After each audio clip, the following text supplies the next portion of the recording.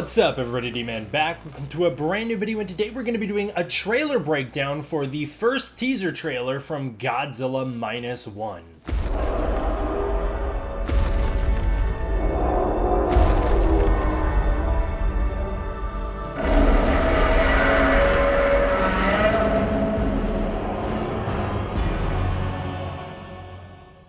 Godzilla Minus One is the next upcoming Japanese Godzilla movie with a release date for November 3rd in Japan and December 1st in the United States. This movie's directed by Takashi Yamazaki, and I'm very much looking forward to it. I'm feeling nostalgic, so I might call this video something like 50 Things You Missed in the Godzilla Zero teaser. It's really more of 15 things you missed, but there's bullet points on bullet points, so that's where it adds up. I've got the teaser trailer linked down below. I've also got an interview with Takashi Yamazaki linked down below. I'm going to try and keep this moving very quickly in this video, and I'm going to try and get through this stuff as fast as possible. So let's just jump straight into it. Alright, starting out with just the poster for this movie, it gives us a good look at Godzilla. We actually got the full reveal of his design today. It looks fantastic. I'm a big fan of it. It really takes the Godzilla the Ride design and expands upon it, which continues Yamazaki's work, where of course the Godzilla the Ride design is expanded upon from his Always Sunset design, so it all builds back to there and then it moves forward to the present. I think that this design is really great. This is something that I've been waiting for a long time. It looks like a Heisei Godzilla with Millennium elements to it. I'm really into it. I know some people aren't because they're not hyped that we're getting a Godzilla the Ride-esque Godzilla, but guys, this is like the Heisei movies use pretty much the same Godzilla in every single movie. The Showa era used the same suit most of the time. Like, I don't understand what people are upset about. One thing that struck me about this Godzilla design, and it didn't just strike me, is how much it looks like Godzilla Heritage, and other people have pointed out how it looks like Stan Winston's unused Godzilla design. Again, this goes back to the fact that Yamazaki's just a big fan of Godzilla overall, so maybe he was pulling influence from these other works. The teaser trailer for this film did have a description underneath it stating that this is Godzilla's 70th anniversary work, which technically isn't true. This is the 69th anniversary, but I guess Toho, because they're not getting to celebrate the 70th, are calling this the 70th anniversary work, stating that this film will show the worst despair in the series history hitting Japan. And after seeing the teaser, I very much believe it. Their description for the movie is after the war, World War II that is. Of course, if you don't know, the movie is set in between the years of 1945 and 1947. So their teaser states after the war, as if to add another blow to Japan, which became nothing, zero, Godzilla appears to knock down this country to the negative, minus. To attack in the most desperate situation in history, who and how will Japan stand up? There's a few things I want to cover really quickly here. I think it's interesting that the way that the title Godzilla Zero is more of a metaphorical title rather than a literal title. A lot of people took it to mean because it's set pre-1954, making it kind of the zero, the origin for Godzilla, pre-54, pre the origins for Godzilla. Apparently that's not what they're doing here. It's zero to negative because Japan starts at the bottom and then just goes even lower. Somehow they found a way to get knocked down even further. As I stated in other videos, I hope that this movie doesn't create this victim complex for Japan after the World War. Of course, they are not blameless in what happened to them, so I'm hoping that the movie has a very nuanced take on it. One thing that I'm excited to see how they handle it. Another thing that I think could be very nuanced is the American occupation of Japan, and how would America respond to Godzilla? Would America defend Japan? This kind of goes to the whole who and how will Japan stand up. Would America defend the country that they were just sending nukes at a couple years prior, or would they abandon them and leave them out to dry with no defense at all, leaving someone like maybe a Serizawa to step up? I'm really excited to see how they handle those questions. I don't know what the answer to that question would be in real life, but it's certainly an interesting one to explore in this movie. This is the first Godzilla movie to have the director, screenplay, and a VFX all done by the same person, that is Takashi Yamazaki. In the interview, he states that post-war Japan had lost everything. It portrays an existence that gives unprecedented despair that then adds another blow to it. With that in mind, the title Godzilla Minus One was born. Together with the staff, we have created a setting that creates despair upon despair with a figure of Godzilla that looks as if terror itself is walking toward you. I think it's a work worthy of being experienced rather than watched in a theater. I would like you to experience the most terrifying Godzilla in the best environment. From the teaser, I certainly think they have nailed the terror element for this movie. Before the teaser trailer dropped, there was a teaser for the teaser. This teaser for the teaser featured very ethereal music ramping up with a heartbeat that then leads into a series of massive orchestral strikes that are accompanied by a choir. This could be our first listen to the soundtrack for the upcoming film. That's very common for Toho to do. It sounds a lot like the music of Godzilla vs. Destroya, with a similar similar Ifukube-esque vibe to it. It also sounds like some of the work from Godzilla Singular Point that was done by Ken Sawada, and that was of course in the style of Ifukube. I would love for Ken Sawada to return for this new movie, as I thought he did a phenomenal job with Godzilla Singular Point. We don't know the composer for this film yet. The way the music randomly fades out confirms that this song is longer than the one we're hearing here, which we're only getting a fragment of. We also hear bell-like sounds, which kind of play into the idea that time is running out, making us desperate. Of course, the first thing we see in the trailer is a clock tower. The build-up to Godzilla's roar is accompanied by footsteps, which is the same way we're introduced to Godzilla in 1954. We also hear a heavily revamped and modern version of that 1954 roar. The actual trailer starts out with 4 footsteps growing in intensity and then Godzilla's roar. That's similar to the 3 footsteps plus the roar of the original film, except that in the original film, that 4th footstep originally followed Godzilla's roar rather than coming before it. The text states, post-war Japan had lost everything. It's a perfect setting for this film, rich with complex themes and heavy thematic weight. This is the kind of stuff Tanaka and Honda were interested in. We start with the Seiko House Ginza clock tower, that's the Waco clock tower. This has been a reoccurring symbol in Godzilla films, most notably appearing in the 1954 film when Godzilla destroys it, but it went on to appear in Godzilla vs. Destroya as a callback, Shin Godzilla when his atomic breath sweeps through the land as another reference,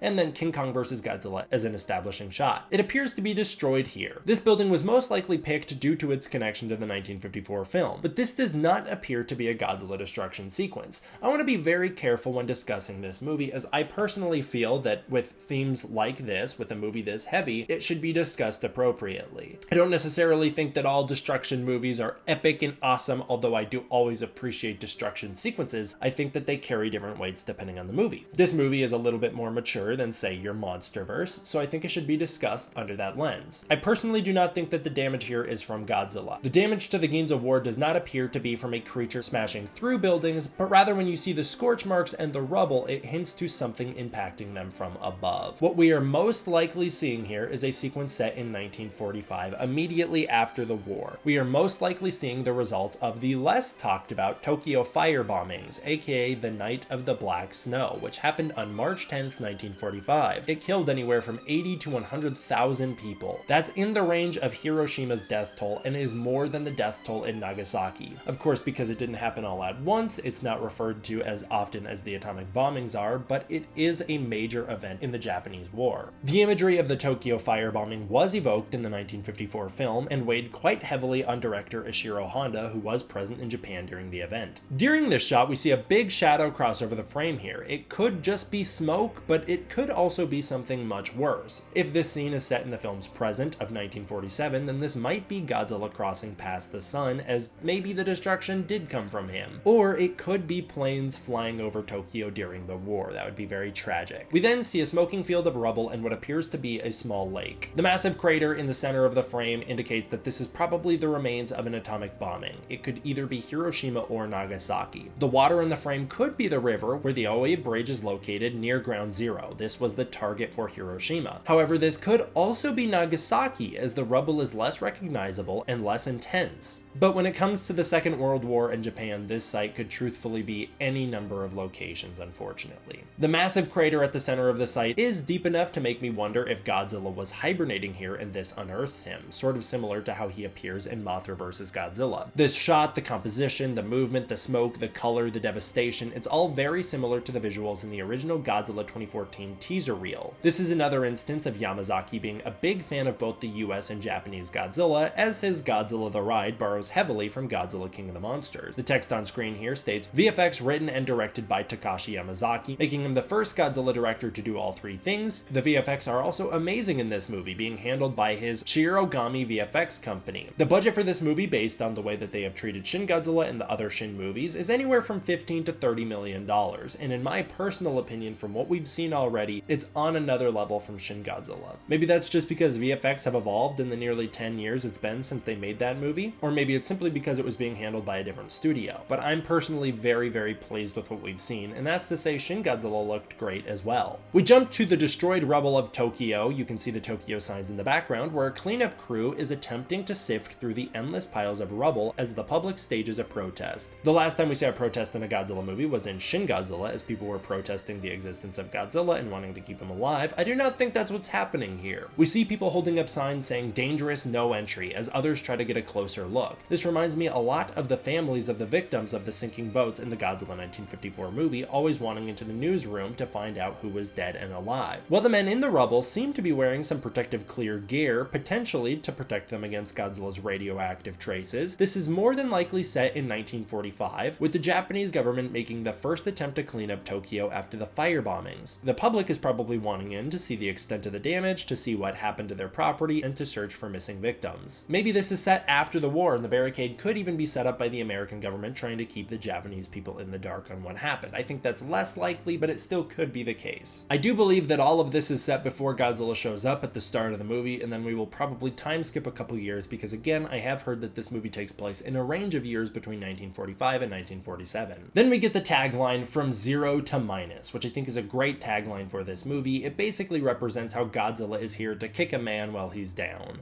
Also, interestingly, in the American trailer, they use the same white font and red text as in Shin Godzilla. The next shot almost perfectly mirrors the Kamata-kun shot as he slams into the buildings while pushing cars, except here we see what appears to be Godzilla's tail swipe through a department store while massive crowds run away, in a more personal attack than we have really ever seen in a Godzilla movie before. When many people say that this movie is the film that Ishiro Honda would have made if he could have, after watching the teaser, I don't think I agree with that. Ishiro Honda was not a fan of showing humans getting injured, and almost always went out of his way to avoid that. In almost all other Godzilla films, we see massive crowds running away from a distant monster. There are very few times, like in GMK, that we see scenes of the public actually being impacted by Godzilla. That's why those scenes stand out so much more, that's why they make so much of an impression, because it's very rare for Godzilla films to show this kind of personal damage. I think Honda would have been opposed to it. But the original film was one of his more mature films, and did show death and destruction, so maybe he would have been okay with it. Godzilla's tail attack here appears to be a callback to Yamazaki's other work, Always Sunset, where his Godzilla tail swiped through a building in a shot that inspired the iconic moment in Shin Godzilla where his tail sweeps over the city. Yamazaki's other Godzilla work, Always Sunset, was set in a 1940s styled Japan as well. The tail appears to be directly killing people, which again is very rare to see in Godzilla films, and goes back to Toho's promise that this will be the most despair we have ever seen in a Godzilla movie. I could even see this movie's mature themes and intense destruction sequences landing the movie an R rating in the United States. I'm not saying it will happen, I'm just saying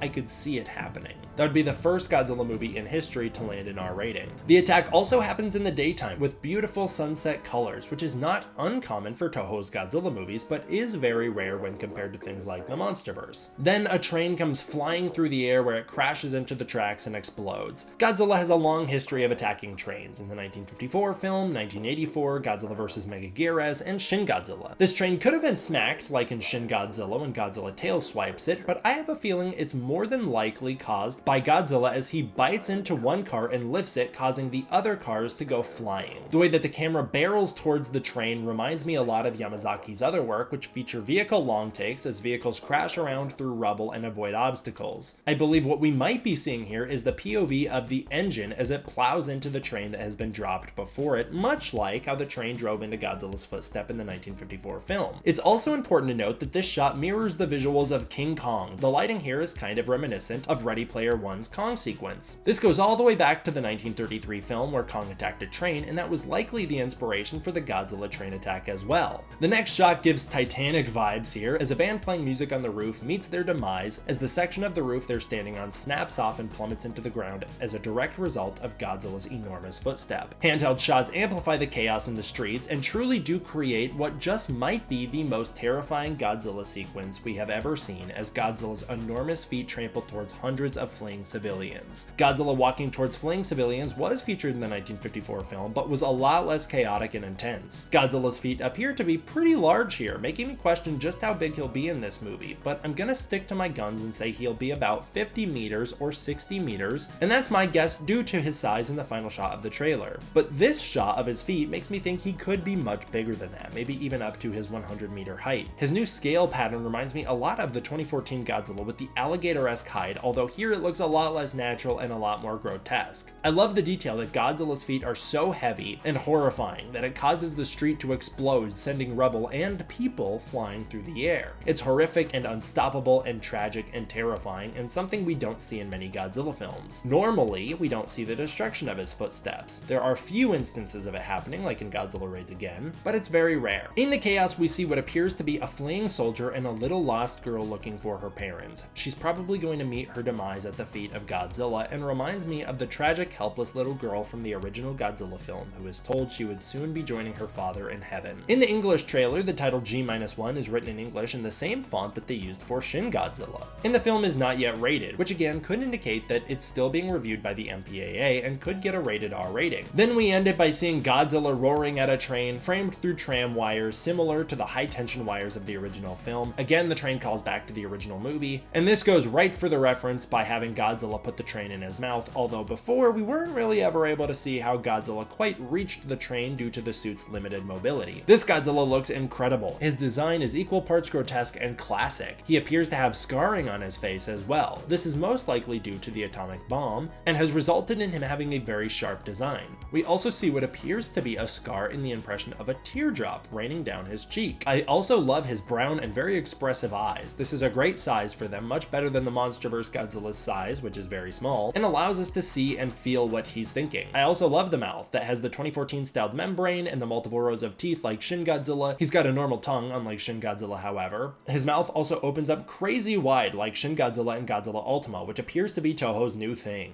Godzilla may even have gills on his neck. If you look here, you can see creases on his neck that may be gills. He does another 1954 roar as he roars at the train, although this one is ever so slightly different than the one from the Countdown teaser. This is the second alternation of Godzilla's 1954 roar. It's the far more iconic one. It's the roar that was used as the template for all of the Godzilla roars moving forward. It also appears in Godzilla King of the Monsters and Shin Godzilla. However, it's my least favorite of the two 1954 Godzilla roars, so I'm really hoping that we hear the classic original Godzilla 1954 roar as well, because that one is way scarier. The last thing I want to say here is that the movie's United States release is December 1st. If you've noticed, the trailers, the posters, everything, it only says Toho. There's no US distributor. Regal and AMC also came out to confirm that this movie would have a United States wide release. When I say wide release, I don't necessarily mean it'll play in theaters for months and months like a normal movie would. What I mostly mean is that it will play in theaters across the nation. That is a wider release than normal. This is the first Godzilla movie that we are going to be getting a wide theatrical release of by Toho in the United States, at least in so many years.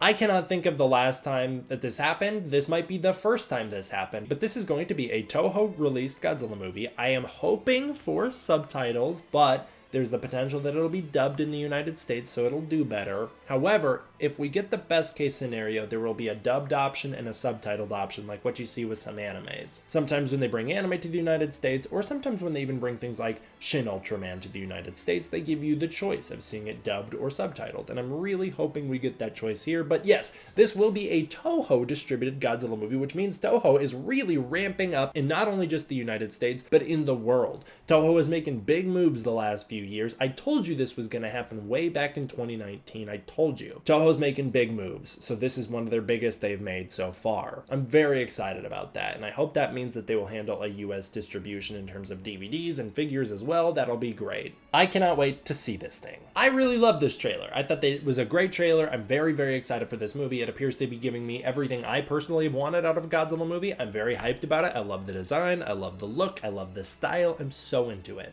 All right, and that was totally 15 things you missed. You definitely missed all 50, and I definitely said 50 things.